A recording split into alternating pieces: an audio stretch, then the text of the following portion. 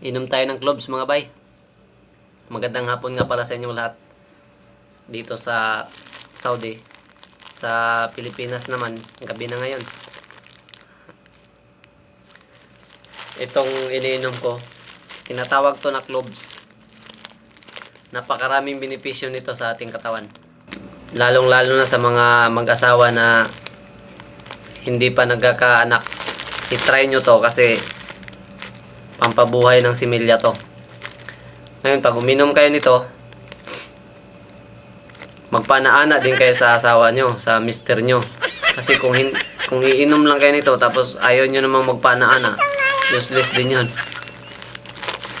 Sa mga babae na hindi normal yung pagre-regla nila, try nyo to.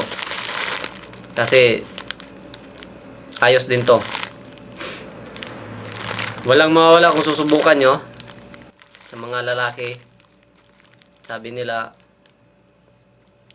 yung mga panot na daw, Ayaw, di ma. may pag-asa pa. Pero kung kalbo na siguro, himala na lang yun.